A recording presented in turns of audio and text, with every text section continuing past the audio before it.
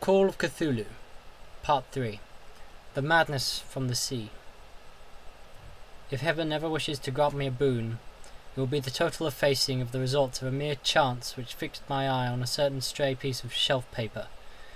It was nothing on which I would normally have stumbled in my course of my daily rounds, for it was an old number of an Australian journal, Sydney Bulletin, for April 18th, 1925. It had escaped even the cutting bureau, which had, at the time of its insurance, been avidly collecting material from my uncle's research. It had largely given over my inquiries into what Professor Angle called the Cthulhu cult, and was visiting a learned friend in Paterson, New Jersey, the curator of a local museum and mineralogist of note. Examining one day the reserve specimens roughly set on the storage shelves at the rear of the museum, my eye caught by an odd picture in one of the old papers spread beneath the stones. It was the Sydney Bulletin I have mentioned, for my friend has wide affiliations in all considerable foreign parts, and the picture was a half-tone cut of a hideous stone image almost identical to that which Legrasse had found in the swamp. Eagerly clearing the sheet of its precious contents, I scanned the item in detail, and was disappointed to find it of only moderate length. What it suggested, however, was of portentous significance to my flagging quest, and I carefully tore it out for immediate action. It read as follows: Mystery derelict found at sea. Vigilant arrives with helpless armed New Zealand yacht in tow. One survivor and a dead man found aboard. Tale of desperate battle and deaths at sea. Rescued seaman refuses particulars of strange experience. Odd idol found in his possession. Inquiry to follow. The Morrison Cove freighter, Vigilant, bound from Valparaiso, arrived this morning at its wharf in Darling Harbour, having in tow the battered and disabled but heavily armed steam yacht Alert of Dunedin, New Zealand, which was sighted April 12th in south latitude 34 degrees 21, west longitude 152 degrees 17, with one living and one dead man aboard. The Vigilant left Valparaiso March 25th, and on April 2nd was driven considerably south of her course by exceptionally heavy storms and monster waves.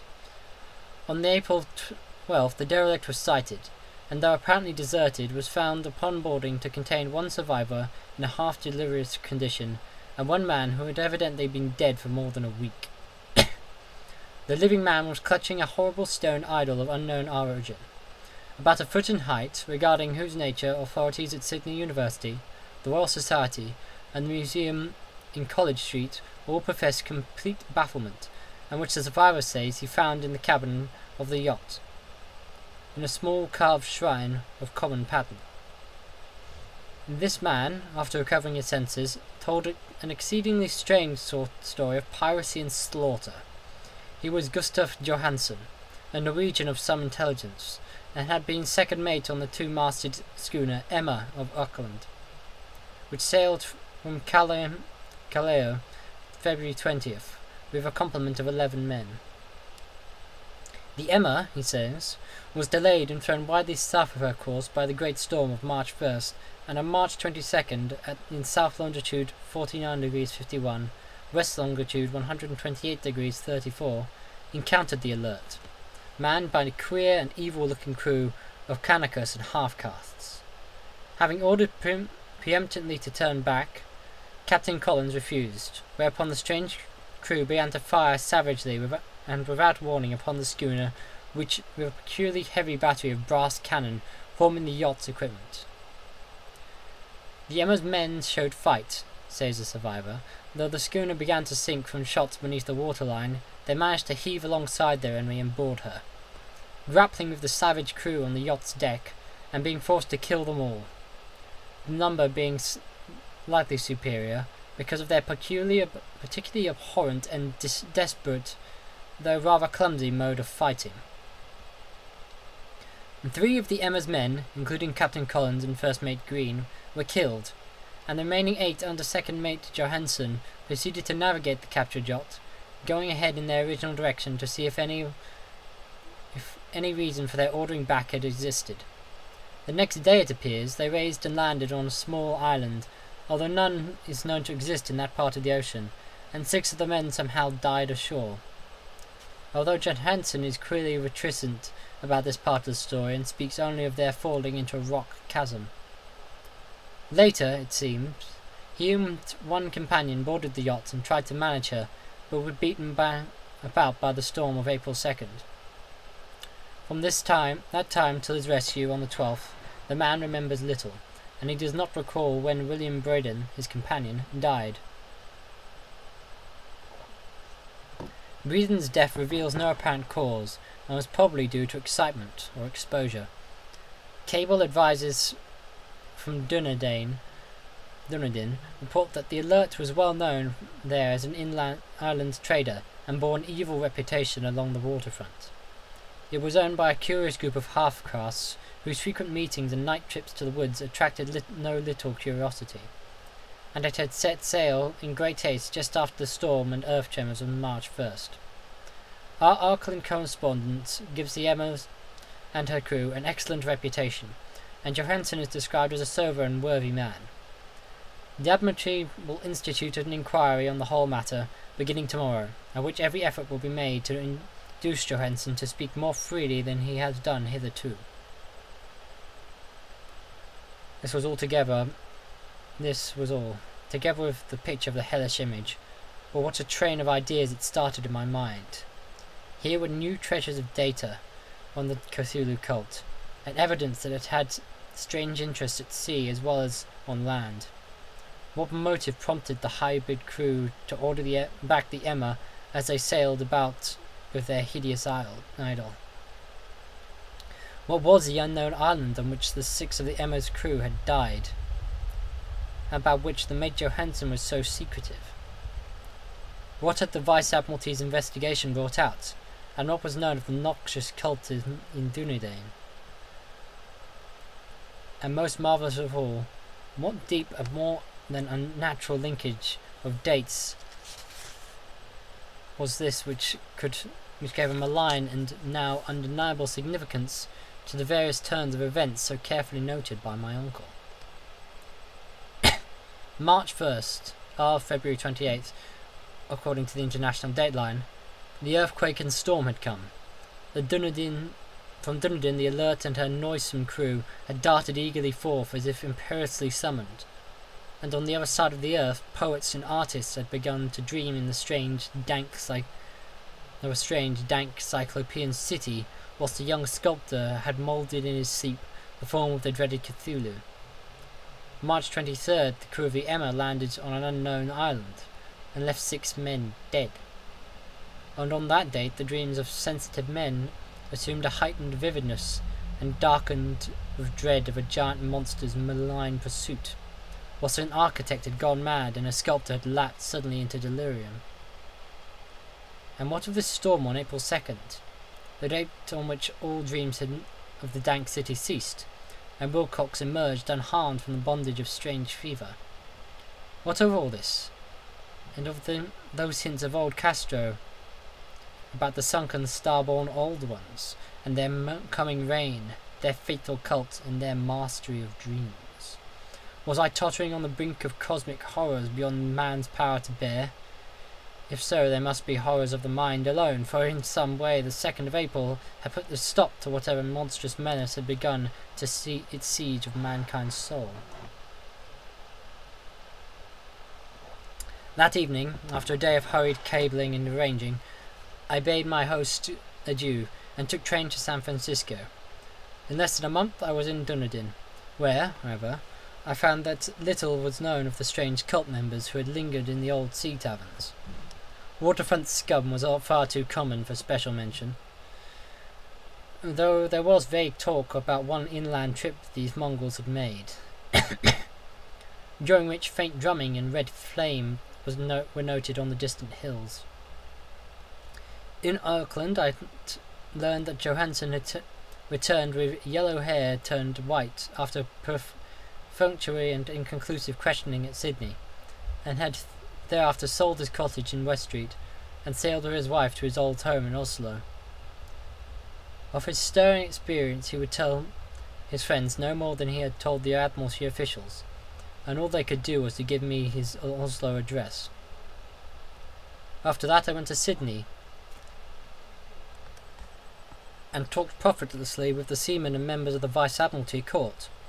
I saw the Alert, now sold and in commercial use, at Circular Quay in Sydney Cove, but gained nothing from its non-committal bulk.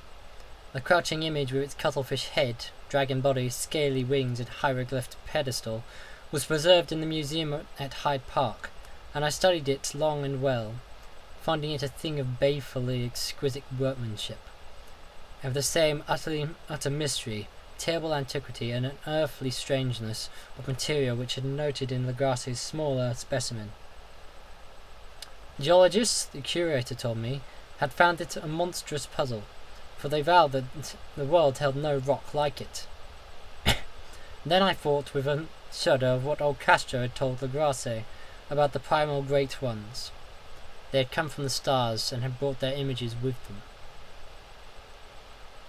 Shaken with such a mental revolution as I had never before known, I now resolved to visit Major Johansen in Oslo. Sailing for London, I re-embarked at once for the new Norwegian capital, and one autumn day landed at the trim wharfs in the shadow of Edgeburg. Johansen's address, I discovered, laid in the old town of King Haraldrada, which kept alive the name Oslo during all the centuries that the greater city masqueraded as Christiania. I made the brief trip by taxicab and knocked on the palpitant heart at the door of a neat and ancient building with plastered front. A sad-faced woman in black answered my summons, and I was stung with disappointment when she told me in halting English that Gustav Johansen was no more. He had not long survived his return, said his wife, for the doings at sea in 1925 had broken him. He had told her no more than he had told the public, but had left a long manuscript of technical matters, he said, written in English, evidently in order to safeguard her from the peril of casual per usual. During a walk through a narrow lane near the Gothenburg dock, a bundle of papers falling from an attic window had knocked him down. Two Lascar sailors had once helped him to his feet, but before the ambulance could reach him, he was dead. Physicians found no adequate cause for the end, and laid it to heart trouble and a weakened constitution. I now felt a gnawing at my vitals, at that dark terror which will never leave me till I, too, am at rest, accidentally or otherwise. Persuading the widow that my connection with her husband's technical matters was sufficient to entitle me to his manuscript, I bore the document away and began to read it on the London boat. It was a simple, rambling thing, a naive sailor's effort at a post-facto diary, and strove to recall day by day that last awful voyage. I cannot attempt to transcribe it verbatim in all its cloudiness and redundance, but I will tell its gist enough to show why the sound of the water against the vessel's sides became an unendurable to me that I stopped my ears with cotton. Johansen, thank God, did not know quite all, even though he saw the city and the thing.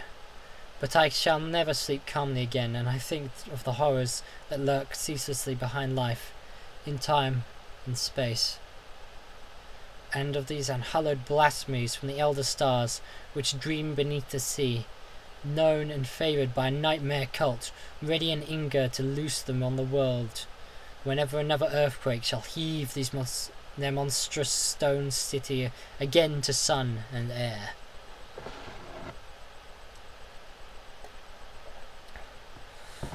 Johansen's voyage had begun just as he had told the Vice-Admiralty.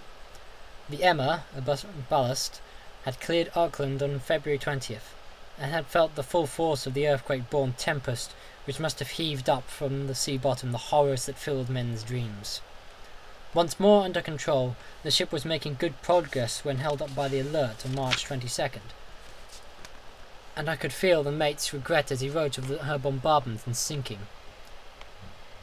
Of the swarthy cult fiends on the Alert, he speaks up with significant horror.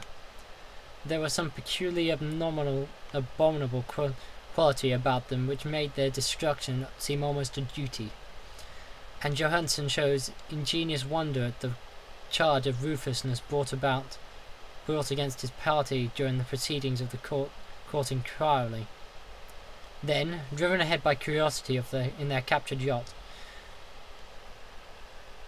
under Johansen's command, the men sight a great stone pillar sticking out of the sea at south latitude 47.9, west longitude 126.43, and come upon a coastline of mingled mud, ooze, and weedy cyclopean masonry, which can be nothing less than the tangible substance of Earth's supreme terror, the nightmare corpse city of Ryleth. That was built in measureless aeons behind history by the vast and loathsome shapes that seep down from the dark stars. And there lay great Cthulhu and his hordes, hidden in green slimy vaults, and sending out at last, after cycles of incalculable, the thoughts that spread fear to the dreams of the sensitive and called imperiously to the faithful to come on a pilgrimage of liberation and restoration. All this Johansen did not suspect, but God knows he soon saw enough. I suppose that only a single mountain top, the hideous monolith-crowned citadel whereupon great Cthulhu was buried, actually emerged from the waters. When I think of the extent of all that may be brooding down there, I almost wish to kill myself forthwith. Johansen and his men were awed by the cosmic majesty of this dripping Babylon of elder demons, and must have guessed without guidance that there was nothing of this or of any other sane planet. Or at the unbelievable size of the greenish stone blocks, at the dizzying height of the great cavern monolith, and at the stupefying identity of the colossal statues and bas-reliefs with queer image found in the shrine and on the Alert. Is poignantly visible in every line of the mate's frightened description.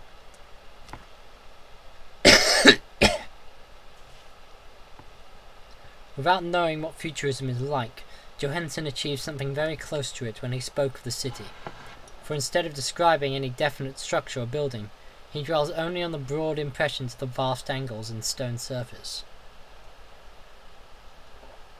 Surfaces too great to belong to anything right or proper of this earth, and empires with horrible images and hieroglyphics. I mention his talk about angles because it suggests something Wilcox had told me of his awful dreams. He had said that the geometry of the dream place he saw was abnormal, non-Euclidean, and loathsomely redolent of spheres and dimensions apart from ours. Now an unlettered seaman felt the same thing whilst gazing at this terrible reality. Johansen and his men landed at a sloping mud bank on this monstrous acropolis, and clambered slipperingly up over Titan oozy blocks which could have been no mortal staircase. The very sun of heaven seemed distorted when viewed through the polarizing miasma welling out from the sea-soaked perversion, and twisted menace and suspense lurked leeringly in those crazy and elusive angles of carven rock, where a second glance showed concavity after the first showed convexity, showing something very like fright had come over all the explorers before anything more definite than rock and ooze and weed was seen. Each would have fled had he not feared the scorn of the others, and it was only half-heartedly that they searched, vainly as it proved, for some portable souvenir to bear away. It was Rodriguez the Portuguese who climbed up the foot of the monolith and shouted at what he had found. The rest followed him and looked curiously at the immense carved door with the now familiar squid dragon bas relief. It was, Johansen said, like a great barn door, and they all felt that it was a door because of the ornate lintel, threshold, and jabs around it, though they could not decide whether it lay flat like a trapdoor or slantwise like an outside cellar door. As Wilcox would have said, the geometry of the place was all wrong. One could not be sure that the sea and the ground were horizontal. Hence the relative position of everything else seemed phantasmally variable. Breeden pushed at the stone in several places without result. Then Donovan felt over it delicately around the edge, pressing each point separately as he went. He climbed intermittently along the grotesque stone moulding. That is, one would call it climbing if the thing was not, after all, horizontal. And the men wondered how any door in the universe could be so vast. Then, very softly and slowly, the acre-great panel began to give inward at the top, and they saw that it was balanced. Donovan slid, or somehow propelled himself down or along the jab and rejoined his fellows, and everyone watched the queer recession of the monstrously carven portal. In this fantasy of prismatic distortion, it moved anonymously in a diagonal way, as though all the rules of matter and perspective seemed upset. The aperture was black with a darkness almost material, and the tenebrous was indeed a positive quality, for it obscured such parts of the inner walls as ought to have been revealed, and actually burst forth like smoke from its aeon-long imprisonment, visibly darkening the sun as it slunk away into the shrunken and gibbous sky on flapping membranous wings. The odour arising from the newly opened depths was intolerable, and at length the quick-eared Hawkins thought he heard a nasty, slopping sound down there.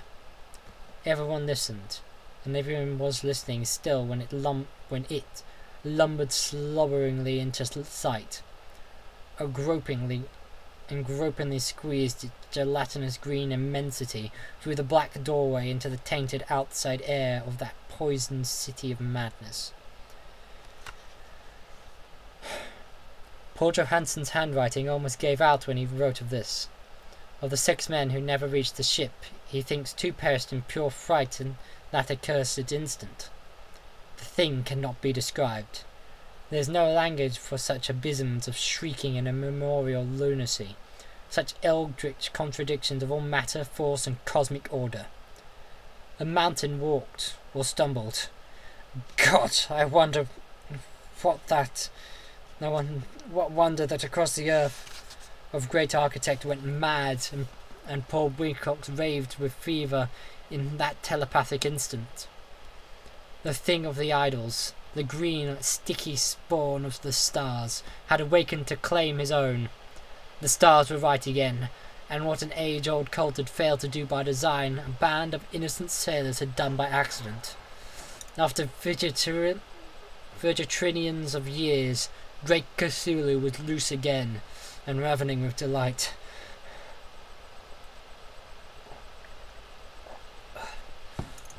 Three men were swept up by the flabby claws before anybody turned.